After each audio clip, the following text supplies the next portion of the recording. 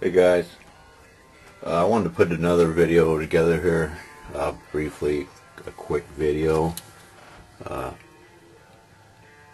I failed to mention in the last video, part 2, of these DB-9 connectors. I did screw them together to prevent them from coming apart with a 440 socket head cap screw with a nylon locking nut. What I had to do is, because they're kind of elevated there where the seams meet, I took my old soldering iron and just kind of melted away a little bit of the side there a little bit, so this nut would line with the screw itself. This is very important. It should not go overlooked. Should this, if I didn't do it this way, should this come disconnected during operation while running the machine, it most certainly could result in catastrophic failure. There's a real good chance it would literally fry your breakout board. Not to mention it could probably do some harm to many of your other electronic components. So this is something I wanted to make sure everybody out there knows about. If you do DB-9 connectors, as I have, you should screw them together, so that'll eliminate that headache. You'll never have to worry about it. There's a few ways you could go about doing it. You could say, for an example, you could build a box as a junction box. Your DB-9 connectors would come through on the back side of it. Then on the front side of it you would have your DB-9 connectors with the thumb screws. Identical to the way the control panel is, basically. I do have 3 accesses done. X, Y,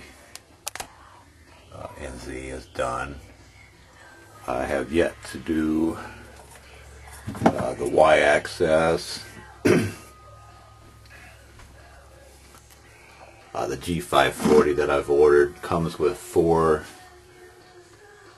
shells and 4 melt plugs, so rather than spending the extra money on just ordering 2 more of these, or running over to Radio Shack and getting 2 of them, I'll just wait till the 540 comes in and I'll snatch up 2 of them shells to complete that access. My Y axis will be done then. And up to control panel here briefly. As you can see, it's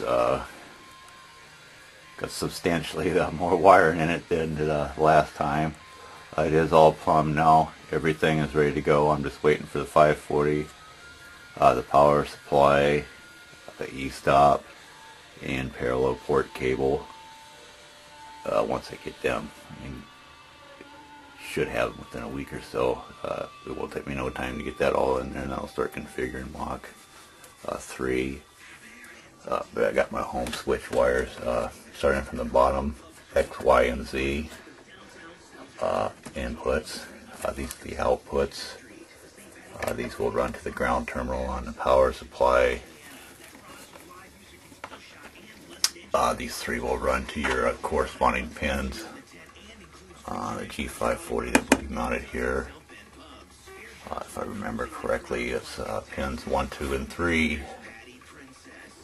Pin 4 is for your 4th axis home switch, if you have one, if it's required. In my case, it's not. And as you can see here, I have thumb screws on this end that will screw right into the 540. And it should, if you would, run a junction box at the other end. This is identically the way it would be set up on that end, and it would just run into the junction box. But other than that, I think I pretty much covered everything. So keep in mind, this is very important. You don't want your hard-earned $300 plus controller to fry. That's the last thing you want to happen. Obviously it could result in seriously body damage as well. So I just wanted to go over that briefly. That pretty much wraps all these ones up, I believe. Thanks for taking the time to watch my videos.